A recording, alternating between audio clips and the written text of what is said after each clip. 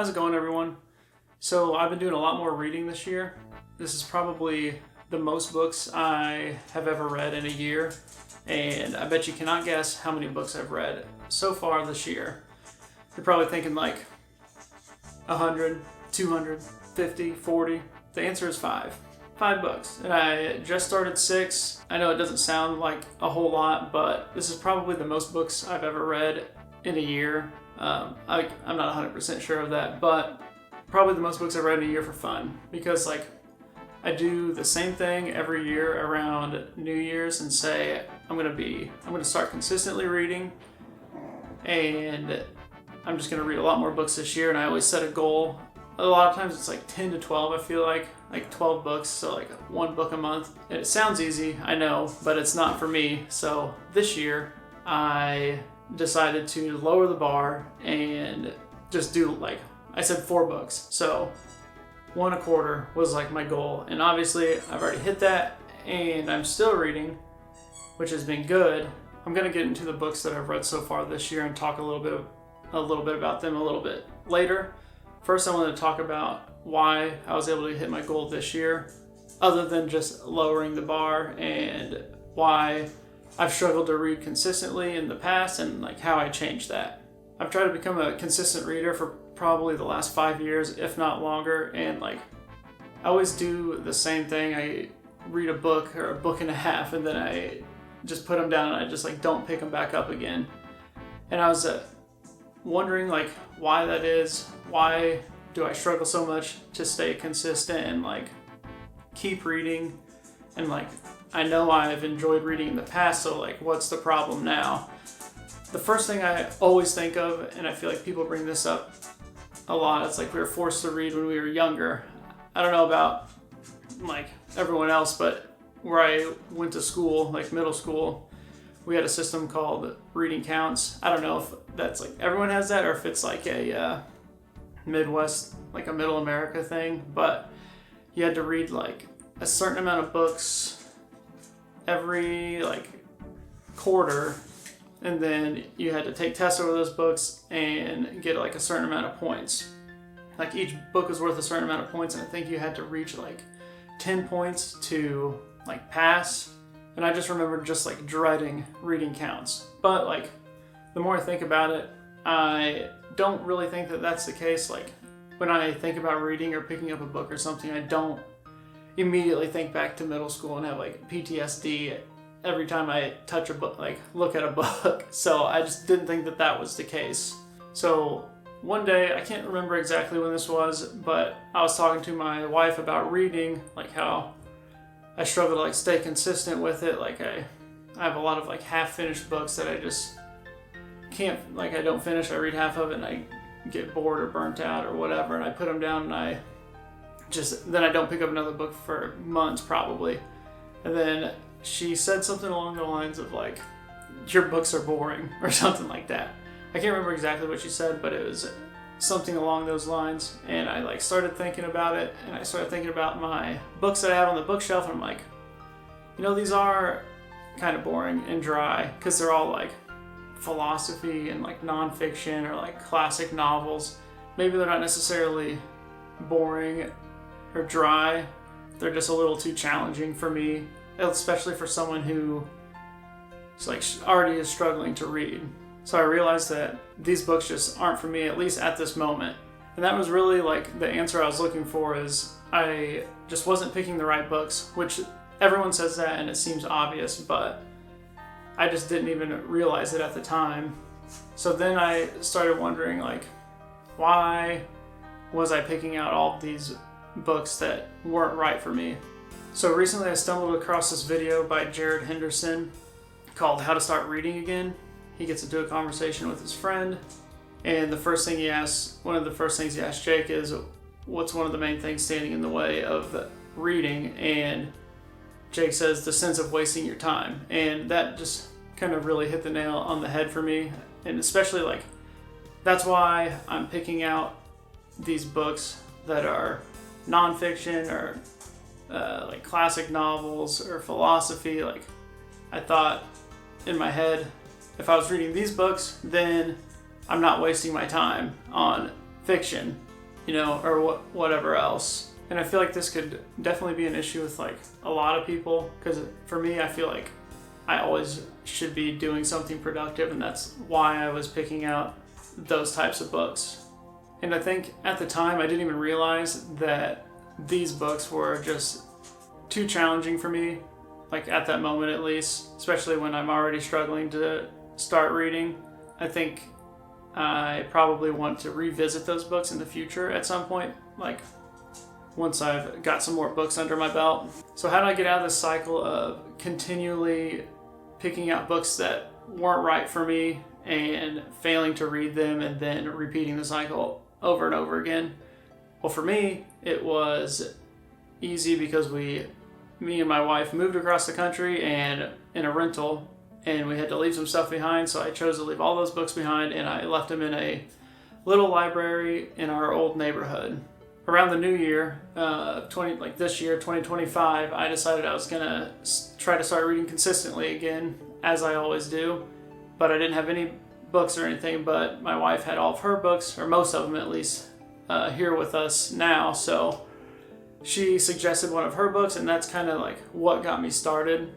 And then I actually read several of her books and eventually bought two, like went out and picked out two for myself. And like when I did that, I was just thinking, what movies do I like? What video games do I like to play? What are my interests? That sort of thing when I was looking for a book. And also to look for stuff that's like really not too challenging, just so it could be easier for me to read, really.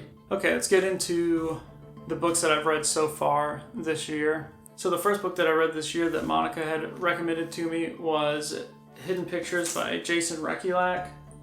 I might be butchering that, I'm not sure, but this was kind of the one that got me started that she had recommended, and she hadn't even read it yet, I don't think, but she kind of described it, and it's not super long, and I like the story, like the idea of it, so I figured I'd give it a shot.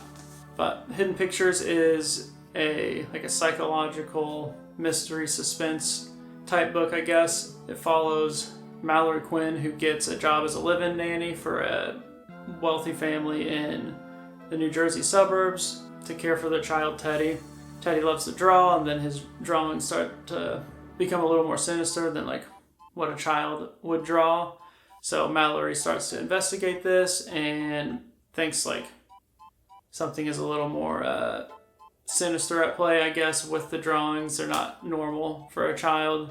And then people start questioning her because she was an addict in the past. So that kind of like adds to the suspense and tension of the story, and I really liked it. And it was pretty easy to follow. I was pretty sucked in like right off the bat, which is good for me, because sometimes if I start a book and it's a little slow or dry getting started, I always struggle to continue reading it. So this one kind of grabbed me early on and kept me interested. I wouldn't say it's like super scary or spooky, more just like suspenseful, but all in all, it was a really good book, definitely to start the year, because it kept me going.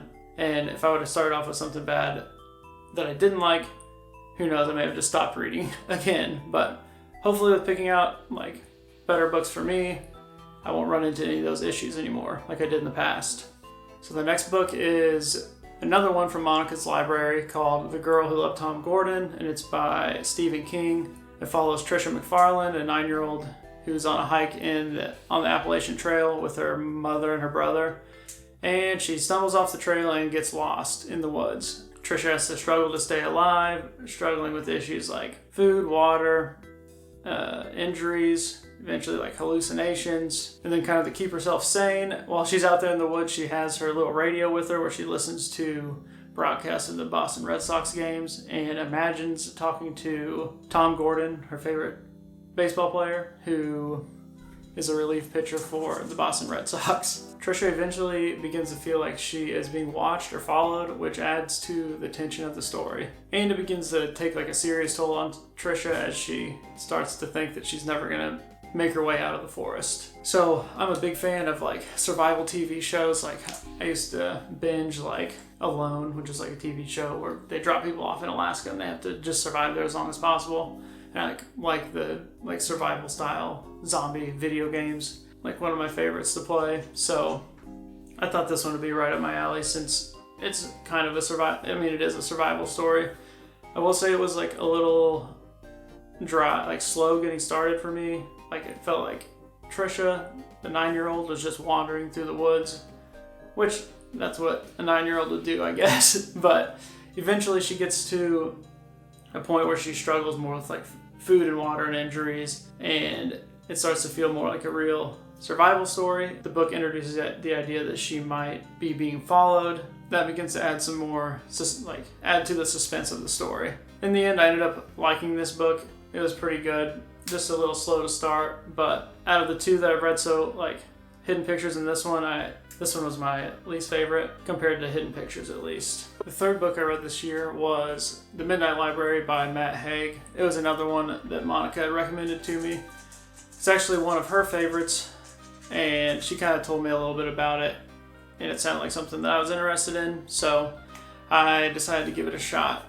The Midnight Library follows Nora Seed, a girl who is unhappy with her life and lives with a lot of regret, and then she finds herself in the Midnight Library, which is a place between life and death. And the walls of the Midnight Library are lined with a bunch of different books that contain different lives that she could have led if she would have made different decisions in life, kind of like the butterfly effect. And in the library, Nora is guided by Mrs. Elm, someone from her past. Nora is given the opportunity to read a lot of these books to see how her life would have turned out if she would have made different decisions throughout her life. And as she explores, she begins to realize what truly matters and what it means to live a fulfilling life. I really liked this book. I thought it was super good. This was one that Monica kept recommending to me, so that's why I read it. And it's kind of like the idea of the butterfly effect, and it reminds me of that movie with Ashton Kutcher, but that idea in itself is pretty neat, so I decided to give it a shot. It was a pretty easy read. All three of these books that I've read so far have been like the same length, and they've all been pretty easy reads for the most part. Like I haven't had any issues with them or anything like that.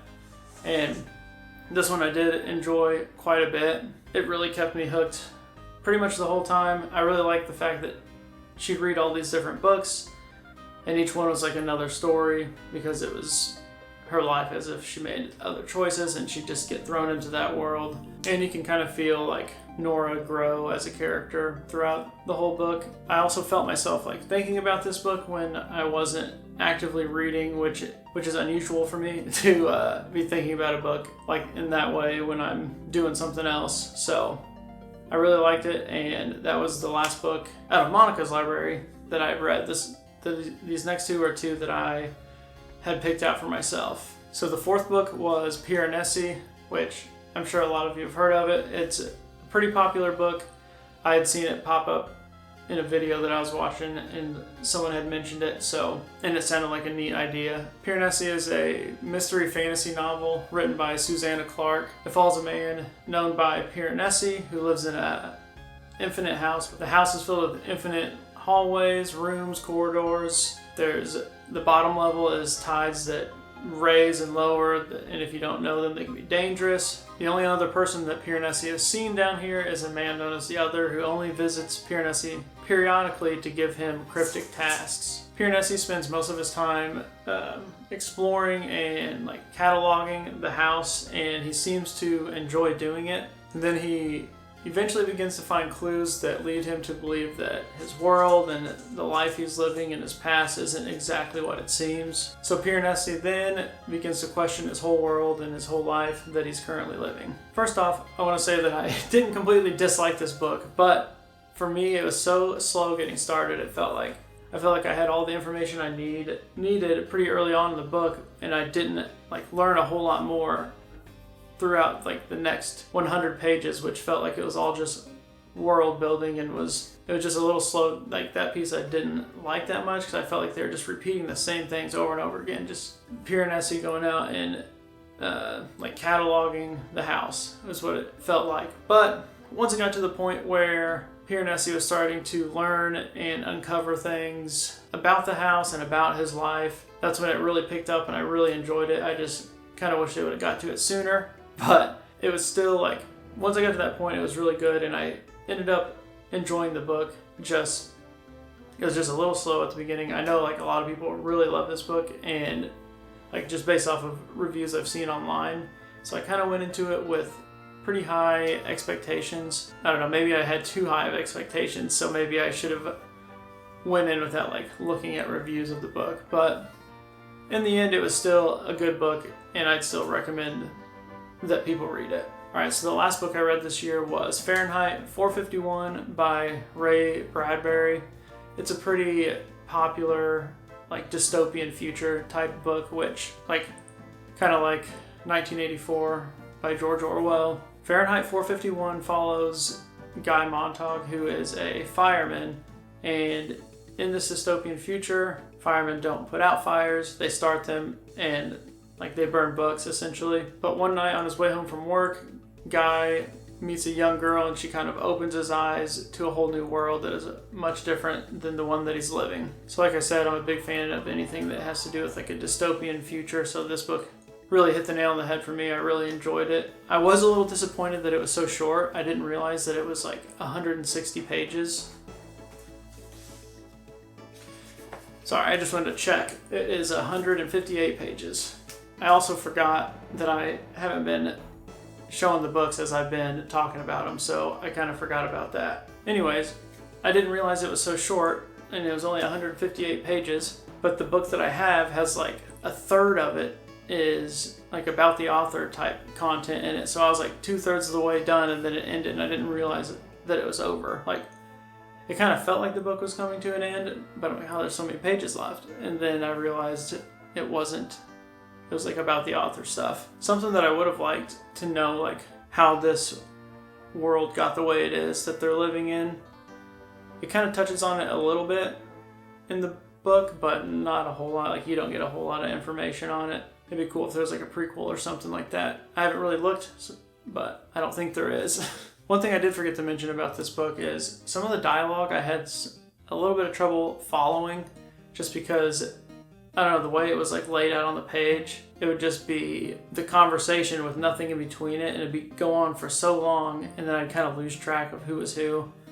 But once I kind of got used to it, it got easier, so I didn't like have that problem later on in the book. But like at the very beginning, I was like struggling to keep up with it, but it wasn't that bad. And this book was also like an easy read. I really enjoyed it, and it's a super like it was pretty short, so like if you're into that kind of thing, like this dystopian future type books, then I think that'd be a good one to start with, since it's so short and it's so easy to read. So that wraps up all the books that I've read so far this year. The book I'm currently reading is The Nightingale by Kristen, and I started it, I don't know, not too long ago, and I'm like 100 pages in now, and I've been really enjoying it. This is another one from Monica's library, so this is another one that she really liked, and she recommended it, so I figured I'd give it a shot. It's kind of a historical fiction novel. It's following two sisters throughout World War II.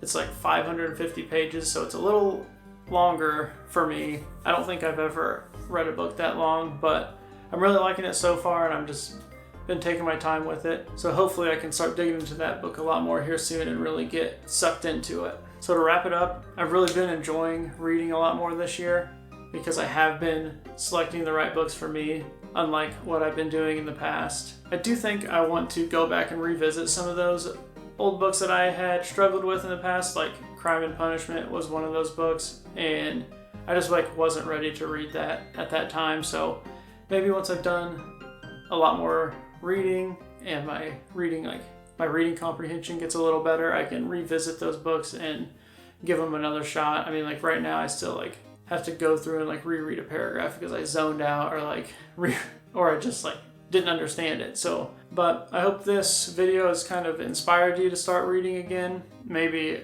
if you struggle like I did, ask yourself if look at the books that you've been trying to read and ask yourself if this is the right book for you. Or like another thing that helped me is selecting books that are known to be a little bit easier, just because it's easier to get through, and it kind of builds your confidence, I guess, which is two things that I did, and it has definitely helped me like read more and enjoy it. Alright, I've been yapping too long. I need to wrap it up. I think I'm going to make another video at the end of the year and just go over all the books that I read from July to December, and hopefully I will have been able to read a lot more books. I think maybe I'll hit that goal of 12, who knows, but I've already hit my goal for the year, which was 4, so I don't have to, really I don't have to read anymore. But I've been enjoying it, so I definitely will be continuing to, and hopefully I'll read a lot more books in the future. Oh, and let me know what you're reading currently, or if you have anything that you'd like to recommend to me, because I'll definitely be looking for some more books that I'm into, like that I'd like to get into in the near future. Okay, and if you've made it this far, thanks for watching. Please like and subscribe, and I will see you in the next one.